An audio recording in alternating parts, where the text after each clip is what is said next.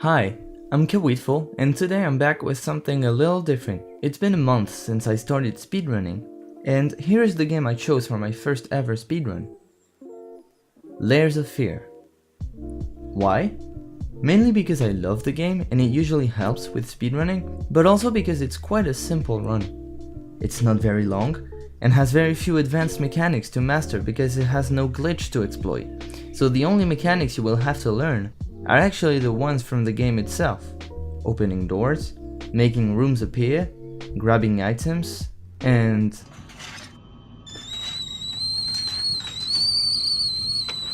these. So let's take my most recent PB and go over what Layers of Fear speedrunning is all about. For those who might not know the game, Layers of Fear is a first-person psychedelic horror game with heavy focus on story and exploration. Players take control of a painter whose sole purpose is to finish his magnum opus. The player must navigate through both a constantly changing Victorian-era mansion and ghastly visions of the painter's fragile and crumbling psyche. Okay, that might be too much. I get it. Okay, I get it. I'll be careful. I promise. So here's my PB. With this run, I'm currently 3rd on the leaderboard with a last time under 33 minutes. I will probably do better soon, so don't forget to follow me on Twitch to be there when it happens. Alright, let's see how it goes.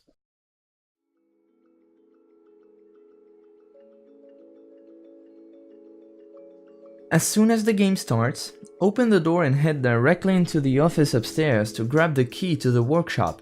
The prologue split is not really essential, some runners don't even count it as a proper split, but I think it has its place on the timer.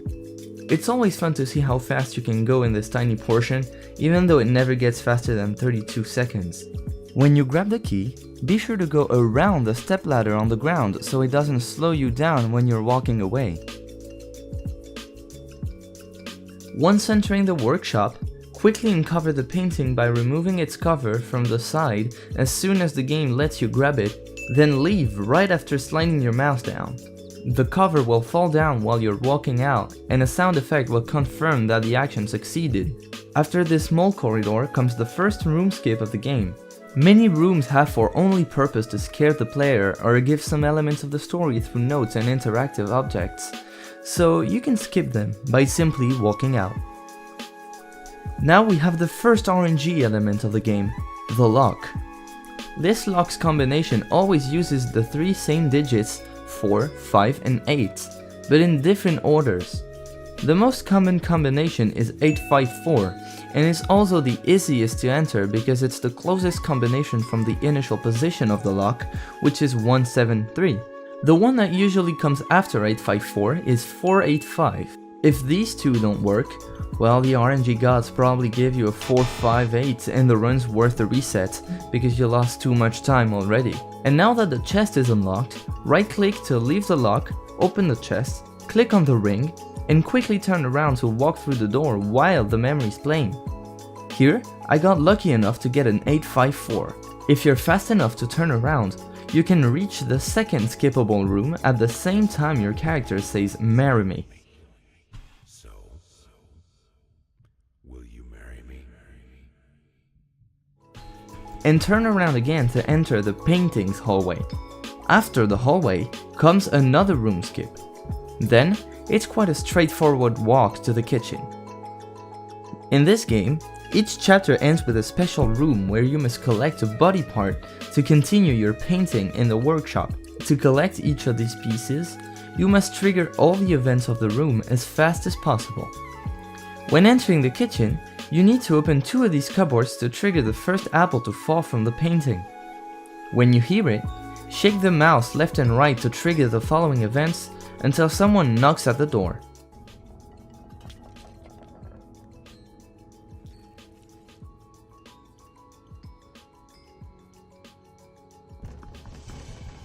Then, run towards it, wait for the knife to be thrown, and run back to the painting to trigger all the fruits to fall. The skin piece will appear on the painting, grab it and wait near the exit.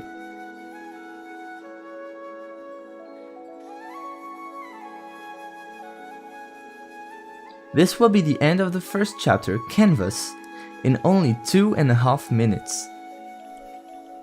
You can interact faster with the canvas by clicking on the wooden frame. It launches the animation faster, which means you'll be out of the room sooner. Here comes the first elevator. This might be tricky sometimes, because if you push the door too far away when you step in, it might get stuck and go right when you move your mouse left for some reason. To prevent that from happening, I stop running just before stepping in, so I can be steadier on the mouse and grab the door faster. Then I turn around and push the lever to the right to go up. As you can see here, a red light appears, meaning I didn't close the door properly. I probably lost less than a second here, but every beat counts. And I'm still working on my mechanics to slowly erase all these little mistakes. This is the first of 3 elevators in the game, and it's the only one where we need to go up. For the other 2, another strat exists to start the elevator faster, which we'll see later on. Here, turn around at the cross created by the shadow of the ceiling light, as it's the exact point that triggers the door to open behind us. Grab the key and go into the attic.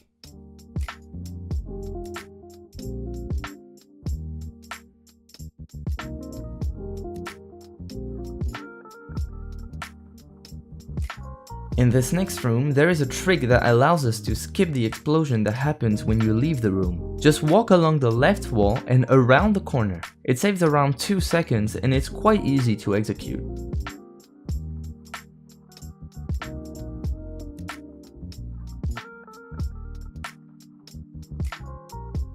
The next major step in this chapter is at the end of the long corridor after the one with the dog. When you arrive at the door, open it without looking at what's behind, turn around, then turn around again at the middle of the little room you end up in. It's quick, but again, quite easy with some training, like most of this run's mechanics anyway. Here, turn around right when you hear the sound of the door squeaking, which is a tiny bit before the last candles. It means the door is open. When you run towards it, take a wide line so that it doesn't slam open in your face and shuts itself again. Then, grab the key and wait. Layers of Fear has many moments like this one where you just have to wait. There's no trick to skip these moments, so it's the right time to drink some water or do whatever you want. Are you still there? To delete this message, press 7. To save it in the archives, press 9. To hear more options, press 0. What are you talking about? After the knocking is done, the door unlocks itself after 7 footsteps. When you're finally out, use the key and head into the bedroom. Put the vinyl on the gramophone and turn the handle. If for some reason the music isn't backwards, use this switch on the back. Wait for the room to deteriorate and get in position, mouse on the switch. As soon as you will hear the jar rolling under the bed, press the switch immediately and turn around to grab the jar. I needed a jar and a plastic tube. This allows the room to rebuild itself while the memory is playing. If you're fast enough, you will even be able to get out of the room before the end of the memory. And we're done with the second chapter, Paint, in 4 minutes and 22 seconds with a bit less than 7 minutes of gameplay so far.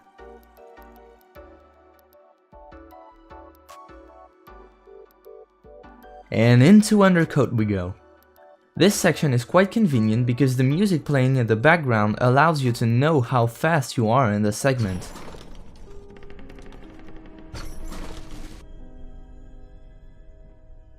To reset the upcoming Creator's Block door, open it, then make a 270 degrees turn to your left so the door disappears and so you are against the wall where the next corridor will appear. Then, walk towards the window and turn around as soon as possible to leave the room by just clicking on the door.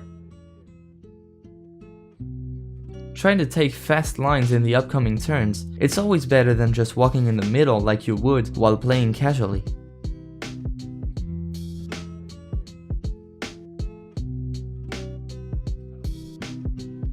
For the foam loop, turn around at the middle of the wooden cupboard. It is the earliest you can turn around to stop the loop. Then, simply walk to the end. When you're out of the loop, try to open the Restless Memories door as soon as possible so that you can keep your momentum and don't have to wait for the jump scare to open it again. Press the switch behind the door and head into the next corridor. In this one, walk until the game stops you, then turn around to walk faster towards the switch when you get pushed back. In an average run, it is only in this corridor that the background music ends. But in a perfect run, I believe it can end in the elevator.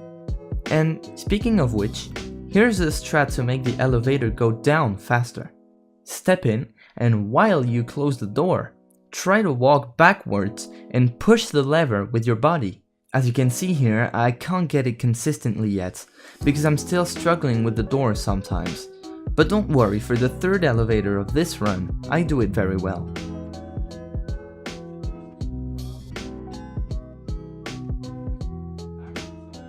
Go around these few turns and be ready to grab the palette as soon as it gets into your reach to lose as few time as possible while it falls when you pull it towards you.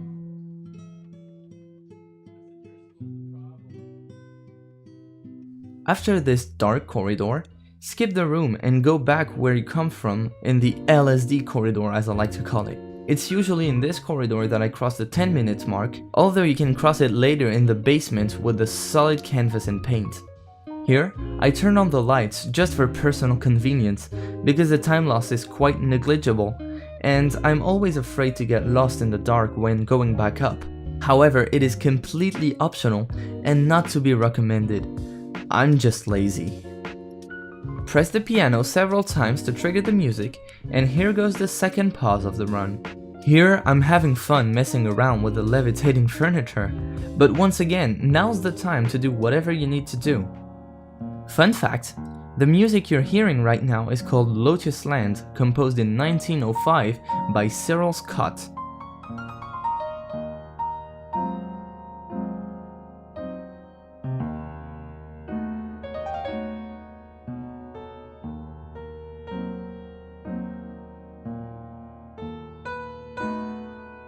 At the end of the music sequence, grab the box as soon as it appears and turn around to head back upstairs.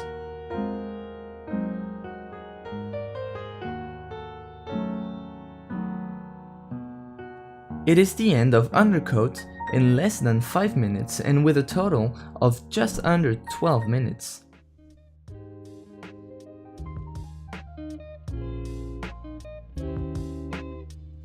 In the first hallway of Brush, just walk past your wife. Then, you need to open 3 doors out of 4 to make them shut themselves. While this happens, turn your back against the door with the greenhouse in front of the one you just came through, and slowly look to one side, then to the other, and the door behind you should appear. Here, I do it too fast and too many times. I didn't realize the door was there after only 2 spins. Here's what it should look like.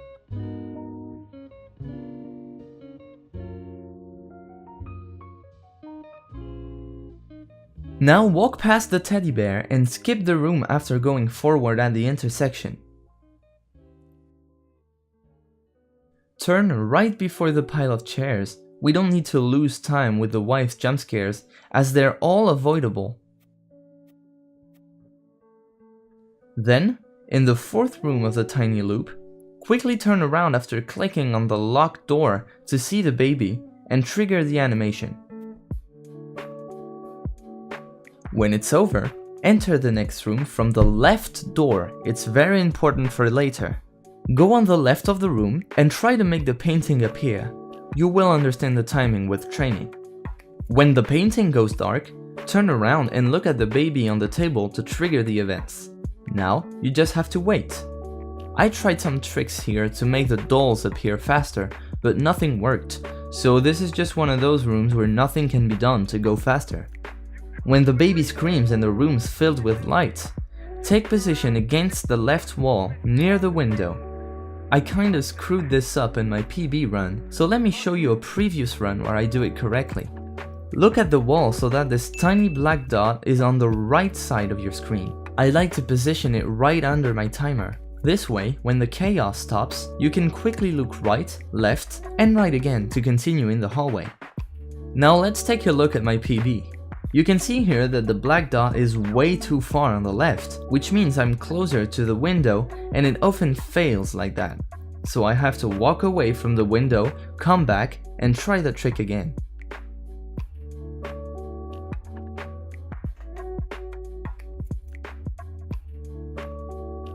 When you get to the baby in the red hallway, quickly turn around so you face the cupboard on your left. This allows two things: you die faster, and you respawn directly in front of the exit door.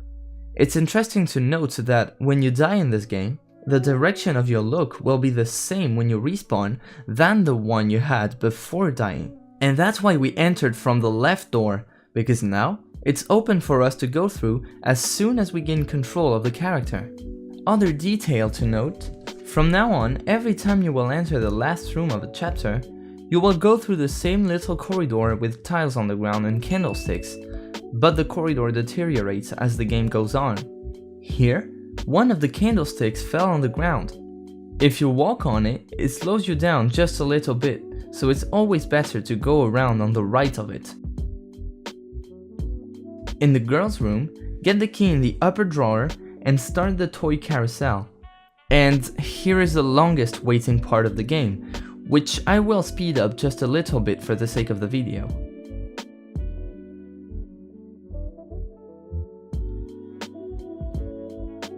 When you finally get off, take the piece of hair on the bed and head to the door. Open it when the memory is over, and wait for the big baby face to disappear before going back into the workshop to end this chapter in about 5 minutes and 40 seconds. We played 4 out of 6 chapters so far in less than 20 minutes. And that's also the end of part 1. We will cover the 2 last chapters in part 2. I hope you enjoyed. If you did, you know what to do.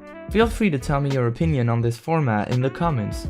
It's brand new to me and I'm sure there's plenty of things I can do better. Thanks for watching. See you in part 2.